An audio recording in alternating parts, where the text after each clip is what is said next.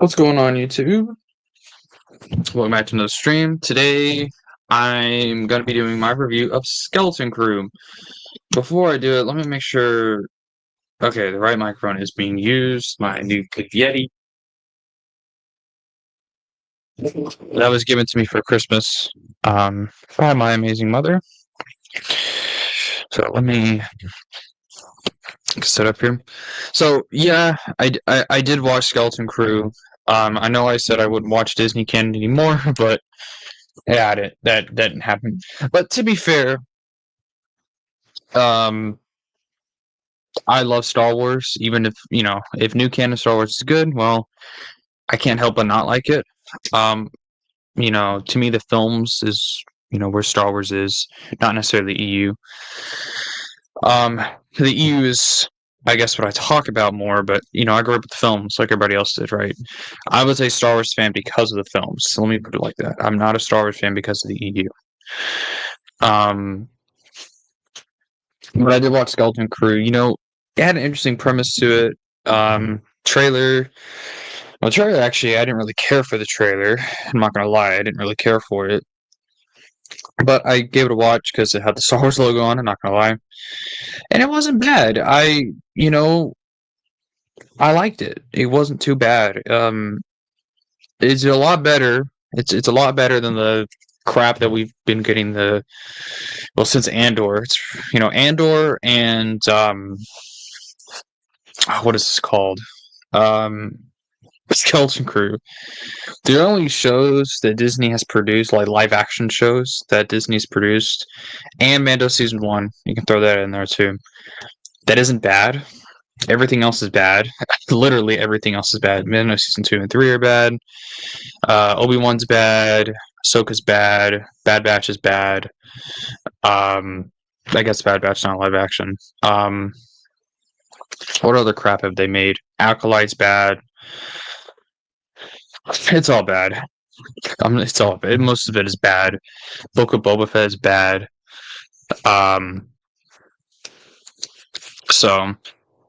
But Skeleton Crew wasn't too bad. Now, it was decent. Is it absolutely amazing? Is it great? No, it's not. Did it blow me away? No. But it's decent. It wasn't like terrible. I'd give it maybe a 6.5 out of 10, 7 out of 10. I mean, it's not, and I'm not knocking it down because of anything bad that they did. It's just, I mean, it didn't have. It's just okay. It's okay. It wasn't bad, but it didn't blow me away. What this proves to me that Disney canon writers can and should make stories that do not overly rely on cameos or fan service or whatever. Now, the way the show was marketed is it was marketed to be like a tie-in to The Mandalorian, but it's not. The only Mandalorian reference it has is that one Nikto pirate from Mando season 3. That's it. And I didn't even notice it until like the Star Wars Instagram page said something about it. It said, "Hey, this is supposed to be the same pirate from Mando." I'm like, "Oh, okay." I didn't really notice it, but I think this is supposed to be that same pirate gang. That's the main villains in this. It's supposed to be the same pirate gang. But in terms of standout characters, it's about 4 kids, and they all kind of have their individual personality traits and who they are. Wim is like the main character. He's like your adventure-seeking kind of character. His best friend Neil, he's your shy kind of character. KB, she has a cybernetic. She is sort of similar to Lobots. And she's she's a tech. She's like your tech kind of character, brainiac kind of character. And then the other, who's the Fern, I think her name was. She's like your, I don't know, your ick kind of character. I don't want to say that, but she's your overconfident kind of character. She's overconfident, very sure of herself. That kind of character. Um, yeah, yeah, probably. I don't know too much about the audience ratings or viewership or whatever, but it's bound to have that because it doesn't have any cameos. And I mean that's what I hate about this is Dave Filoni. He's completely like altered what people like the taste that people have in Star Wars. Now, if Star Wars doesn't have familiar characters in it, people don't want to have anything to do with it. And it's like, I mean, come on, they would never survive being an EU fan, you know. And what I've always said the opposite. I think the new canon should, you know, be more creative and create new characters and new stories and new adventures and stuff like that, which Skeleton Crew has done. I do want to say that it has done that. Now, Skeleton Crew had like a lot of familiar elements of Star Wars, but of course it would. It has X-Wings in it. It has lightsabers in it. It has or a lightsaber. It has, you know, it has different references to different things. The Alderaan being blown up, there's a reference to that. It has references, but I mean, it doesn't like, it's not like every episode is, hey, you remember this character? And like all of Dave Filoni's stories are. So, and I mean, it seemed like there was some effort into it. Visually, it's one of the better looking Star Wars shows. There were times I felt like I was watching a movie. Like visually, the show was very good. It was very beautiful to actually watch. I don't think they used the volume a whole lot in this. If you don't know what that is, it's a new piece of tech that they started using on the Mandalorian. Basically, it's like a large ring, and the ring is like screens. It's like a large screen ring, I guess you could call it. It's a circle, and it's a screen, and they used like LED lights, I think, in it too. So it's supposed to be a background. It's supposed to be used as like a background. So instead of them using green screen, they would use the volume in it, and that's been used on like a lot of other productions now. But Star Wars and non-Star Wars productions, I don't think they used that a whole. It didn't look like it because the volume, it makes it look real, but you can still tell it's not real. You can tell it's not a real set. It's a fake set. You can still tell. So that's kind of like the problem I have with it, but I don't think it's bad to use. I just think if you're overusing it, I don't think they if it's an overuse, so that's what really makes it bad.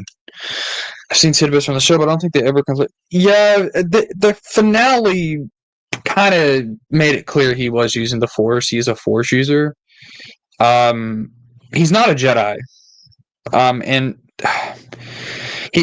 the character kind of explained his backstory. Like when he was young, he was found by a Jedi and taught to use his abilities, but then the Jedi got killed. It sounded like to me it was doing like the very early days of the Empire. And the Jedi that found him was probably killed by stormtroopers. It was not very clear. His backstory was not touched on, except for that little smidget there at the end. His backstory wasn't touched on, but yes, he was actually using the Force. At first, it seemed like he was using, it was kind of implied that he was not a real Force user, but at the end, it kind of made it clear that he was. He was not a Jedi, though. It's not like it was revealed that he was a Jedi who survived or 66. That's what I thought that they were going to do. Maybe he was a Padawan, but no. It just, from the interpretation I got, was he was a pirate. He's always been a pirate, but he just has the ability to use the Force, which is not impossible. So, yeah, it was very, very open-ended. It was not really explained. So, which is fine, It's like, I didn't, it's not required, and I feel like that's another problem Star Wars fans got, is they're so focused on backstory. And it's like, sometimes you just don't need to hear it. That little smidget at the end gave me enough to know that, okay, he's not a Jedi, but he can use the Force. I mean, it's not like it's everybody who uses the Force in Star Wars does not have to be a Jedi or a Sith, right? Or a part of some other organization. He had clearly that Jedi that he found or that found him, maybe gave him a little bit of training, but I don't know. He's not really a Jedi. At the very least, he was once an apprentice very briefly. So I don't know. But yeah, it was certainly open ended. I think that's the best way to interpret that. And I'm glad to because I was thinking one of these kids is going to be revealed to have in the Force, but that didn't happen. A lot of the cliche crap that I expected out of New Canon didn't happen. It was a very simple story. There was no familiar characters in it at all, besides like that Nikto from Mando, but I don't consider that a familiar character. It's not like they had like Wedge Antilles in there or Luke Skywalker or whoever else, But again, not bad.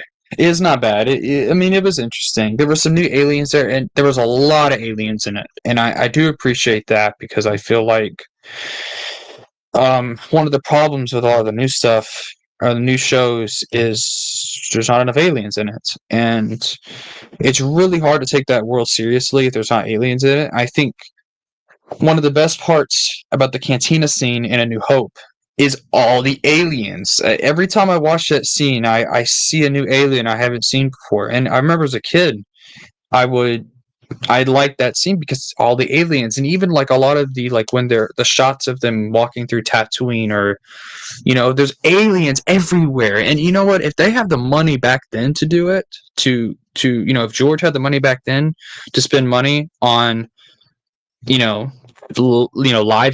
live meaning like physical costumes and whatnot, surely Disney can do it now with CGI. At the very least, CGI aliens. I don't think that's a bad thing as long as the CGI looks good. But the show did it right. There was a lot of aliens. There were humans too, but there was a lot of aliens. There was a shot too in one of the episodes of a hut, which was pretty cool. That was pretty cool because we don't see huts a whole lot in live action.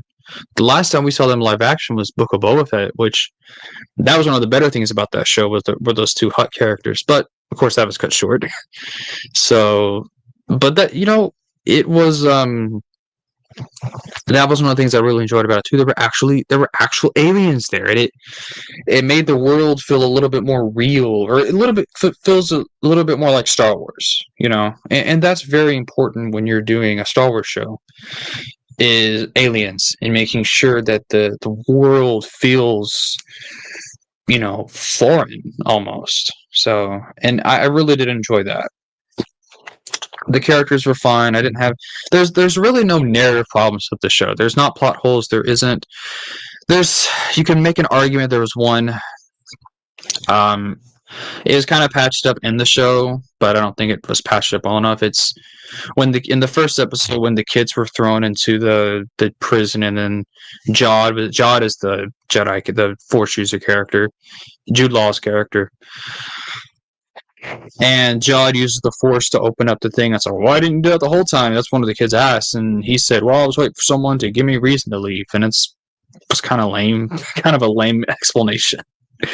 But other than that, there really wasn't any plot holes from what I could have seen, and there wasn't any contradictions with other media. Again, as far as I was able to see, there wasn't any contradictions. So, again, I don't know a Disney canon like that. I don't care enough about it, but I'm not one to really care about reception. But I would imagine this show looked better upon my fans over the yeah, for sure, absolutely. I don't think there's any doubt in my mind about that.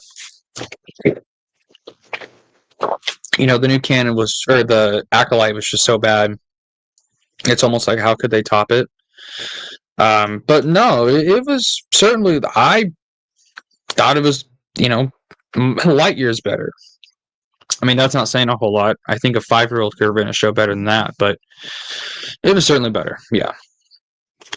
But, it wasn't bad at all. It was just lighthearted fun. Essentially, that's how I see the show. It was lighthearted fun. It was supposed to be a small Star Wars story about a group of kids. I don't think there's anything wrong with that.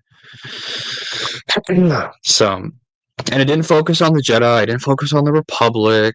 I mean, the Republic were in it, but it wasn't focused on that. Um, That's not to say that it'd be bad for it. It's just I just feel like that sometimes Star Wars needs shows like this, small shows about smaller characters we don't know anything about, and that's just my opinion. And they even did that a lot. Not always. Most of the time, they actually didn't. Most of the time, but there were some times when, like, for example, the there's actually not a whole lot of examples. Well, most of the books are, of course, based on the original three. Like Scourge, I guess, or um, there's actually not a lot. Maybe I'm being a little bit of a hypocrite here, I guess. Young Jedi Knights. I guess you could throw that in there. It's a little lighthearted fun. It actually reminded me a little bit of Young Jedi Knights. The show did a little bit. Had a little bit of that vibe to it. But I know a lot of people, because I know this is immediately what I first thought of was Galaxy of Fear. It reminds me a lot of that. Galaxy of Fear, that it reminded me a lot of that. So if you've read that, I haven't even read Galaxy of Fear and it reminded me of it. Well, I know the general premise of that story, but it has some Galaxy of Fear vibes, Young Jedi Knights vibes, Junior Jedi Knight vibes. In terms of the style of storytelling, not necessarily because of what the story was, but it felt like a young adult story. In other words, or not even that. Those kids in there are like 9 or 10. They're not really even young adults yet, but it's a children's story, and it wasn't bad at all. It wasn't bad. I imagine we're going to get some more. I'm sure the new canon will make like a Jod. Jod is the character played by Jude Law. I'm sure they'll make a comic, or maybe I don't see them doing a novel about him. Maybe a comic about him. I think that'd be kind of cool. And not a bad character. He's like an evil Han Solo. Think of him like that with the Force. With the Force. So. But again, not bad at all. So, you know why it wasn't that bad? Guess whose hands weren't involved in this in terms of the storytelling. I know he produced it, but Dave Filoni. Dave Filoni was not involved like I said, in terms of the storytelling. So, yep, that's next up. I think that will be good too. We'll have to see, but I actually want to go back and rewatch Andor. In fact, I started rewatching it months ago. I kind of forgot about it, but that was a show. I could not say it was bad, but I wasn't like super invested in it at all. And the reason why is I don't care about Cassian Andor at all. I have no interest in him. I don't care about him either. I just don't care. And now that's a me thing. That's a me problem. That's not a Disney Lucasfilm problem. The story itself is not bad. In fact, there was a lot of good scenes in it. The episode One Way Out is probably one of the best pieces of live action Star Wars they've actually ever made. That episode I really enjoyed. I thought that episode was very good. But in terms of overall, I didn't care for it. It wasn't bad. It was decent, but it wasn't like it didn't like blow me away. So I think season 2 I'll enjoy a little bit more because it's going to focus more so on the origins of the Rebel Alliance instead of the origins of Cassian Andor. Well, yeah, I guess it focused more so on his origins, but season 2 is going to be more of a origins of the Rebel Alliance kind of thing. I think I'm going to enjoy that more because of that, because obviously we all like the Rebel Alliance, right? So I think I'll enjoy that a little bit more than the first season. I hope so. But that's kind of what I think. Overall, not bad. I didn't have any problems with it, narratively speaking. I did not expect Jod to be a villain. I didn't expect that. So I guess there was a little bit of a twist there that wasn't I didn't expect.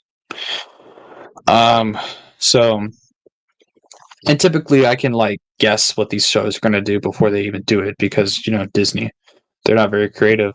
It's like the formula they use already have it figured out, but it's not too bad.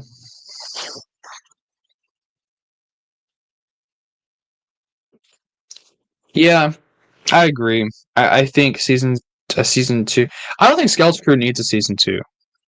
Honestly, I don't think it needs one. I think it's good where it's at. Andor season two, I'm definitely more excited for. Ahsoka season two, I hope they never make it. And if they do make it, I hope it fails. I hope it does terrible because that show was an insult to Star Wars. So was Obi-Wan and Boba Fett and maybe not Mandalore, or Mandalorian. But Ahsoka was awful. I mean that's literally like Dave Filoni's like brainchild there. So of course that show is going to be bad, but it's terrible. It's absolutely terrible. And it's terrible. It's fucking terrible. I'm sorry, it's terrible. It's how far Star Wars has fallen. I mean, but that's what happens when you put Dave Filoni in the chief creative officer position that he's in.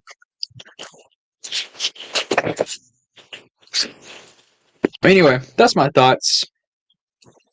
To change subjects here a little bit, Michael Stackpole was announced, and I don't know if I talked about this on a. No, I did talk about it on a stream. Did I talk about this on a stream? I don't know if I did or not. But he's gonna be there. I'm gonna have him sign iJedi. I'm serious about that, by the way. I'm gonna have him sign iJedi. I'm gonna tell him. I'm gonna say, Mike. With all due respect, this is my least favorite Star Wars novel, but I still love you. I may not say it like that, but I can't wait to meet him because I've had a couple of conversations with him on Twitter a long time ago. Really nice guy to talk to. Um, I've talked to Kevin on Twitter briefly. Um, I've never talked to Troy Denning. I have talked to Joe. I've actually had extensive conversations with Joe. Amazing guy, by the way.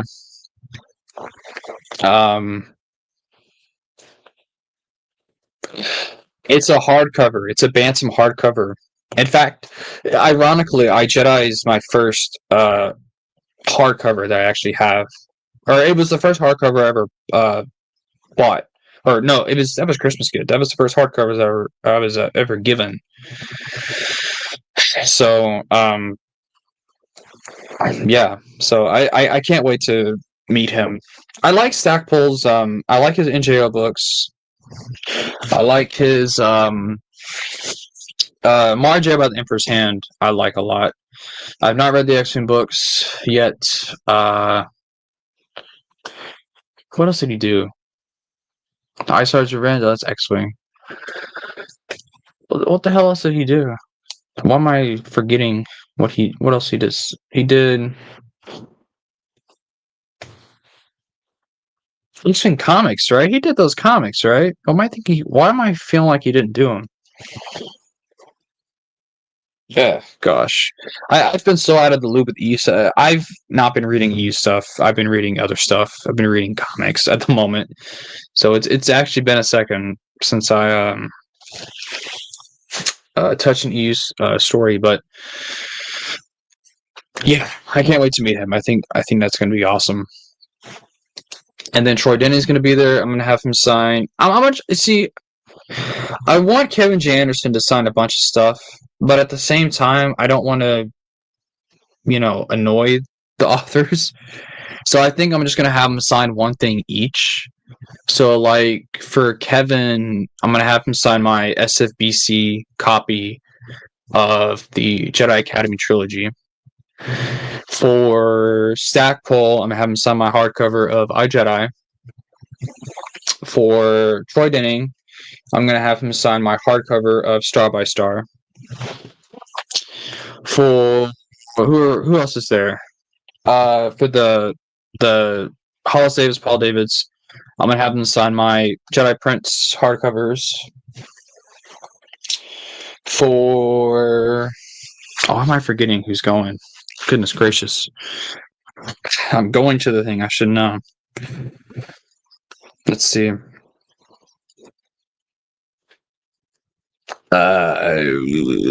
Legends Con. Looking at it right now on my phone.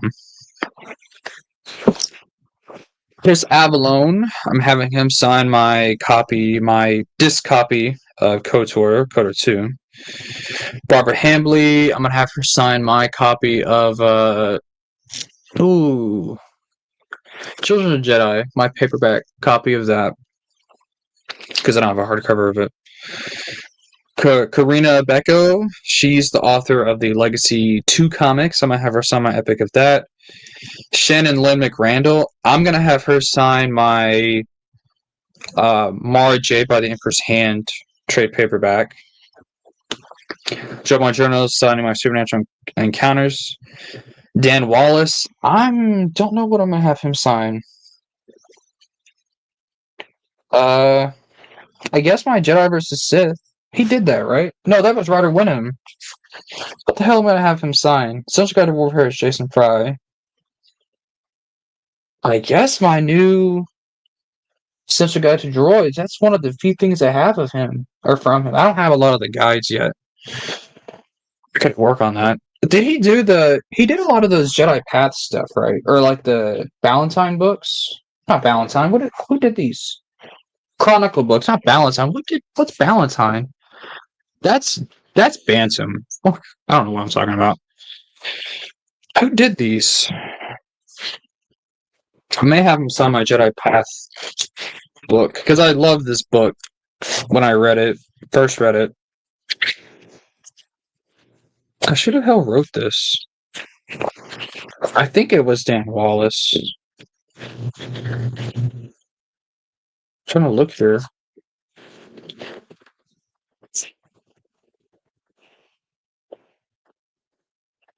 Unless it was like multiple people who wrote it. Who wrote this damn thing?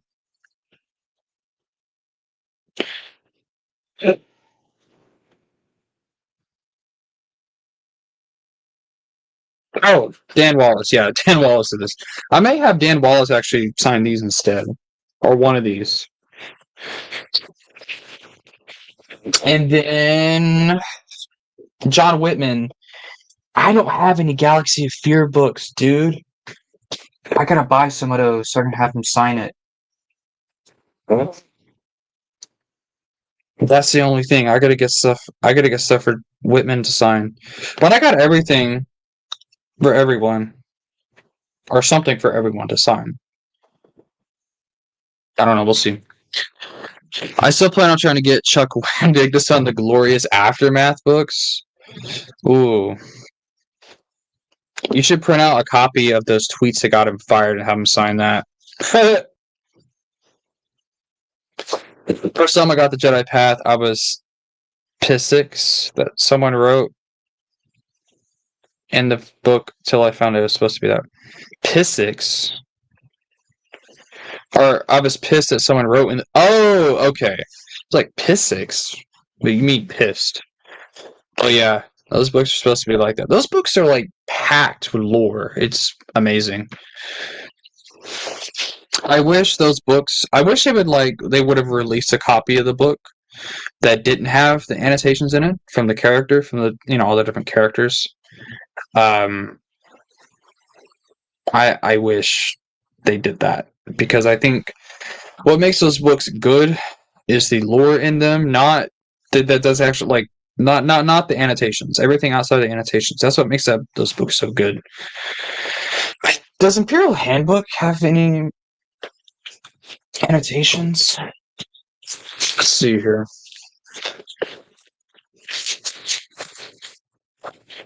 As you can see, I've not read Imperial Handbook. Let's see if it has any annotations in it. Yes, it does.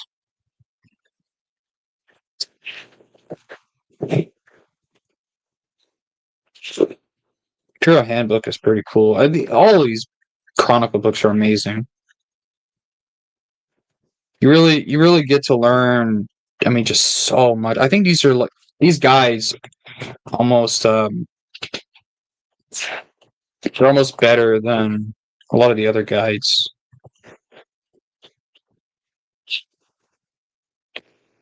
Anyway, you getting yes, I'm getting some natural encounter signs. I have actually no, I'm not because my original copy is already signed by Joe because Joe signed it when he sent it to me. The donator copy that was released when the book came out. I may get him to sign my Amazon versions that I got. So I may have, or if I have the money, I'll have him sign the Legends Con version because he's gonna have a Legends Con 2 exclusive copy of the book. And you know what? I'm gonna save money for that because I want that, and I want him to sign it. So that way, I will have 3 copies of Natural Encounters. Oh goodness, because I have, like I said, I have my original paperback that Joe sent out when the book came out, the donator copy. And then Arthur sent me I guess he had he had an extra copy of the Amazon version, so he sent me that for free. Shout out to Arthur for that. So I think I'm gonna have Joe sign that too. We'll see. Stolen art from like a fan or like another artist, like an artist from like another book, or it was like a fan. Because New Canon has a history of that. I think. I think they steal. From what I've heard, not necessarily art, but from what I've been told, there's been a lot of stealing of like ship designs from like other like I think Eckhart's Ladder, one of his ships were stolen and put in like a book or something, or I think it was a comic or one of the shows actually. I don't remember. I mean, the thing is, there's nothing wrong with Disney using like designs from fans, but the fans need, first of all, they need permission. Disney needs to ask permission. Hey, can we actually use one of your designs in a comic or a show or whatever else? And 2, there needs to be some sort of credit given. So, or payment. You know, if the author wants or the creator of the design wants a payment of some kind. But then there's also cases of people who say that there was a design stolen, but it's not that the design was stolen, it just looks very similar. And I think there's some cases where I can tell it was not stolen. It just happens to look similar to like something else that what's it called? That I won't lose my words. That an artist did. It just looks similar. But I don't know. I don't know enough about that point to talk about it or that situation.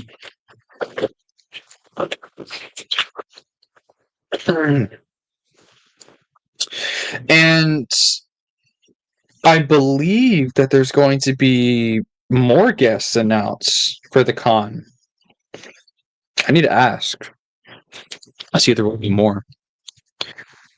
No one of the artists from the Essential Guide to Warfare has a website where we modernize Empire ships and they took its design without. So wait, one of the artists in the Essential Guide to Warfare has a website where we modernize Empire ships and they took its design without asking his opposed. I'll try and find it. Okay. Send it to me on Discord. And I'll check it out for sure.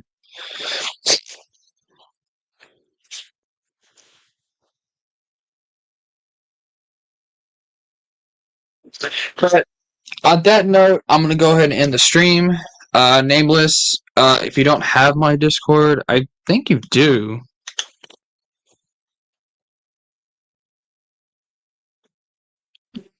I don't. Do you? I don't know if you have my Discord.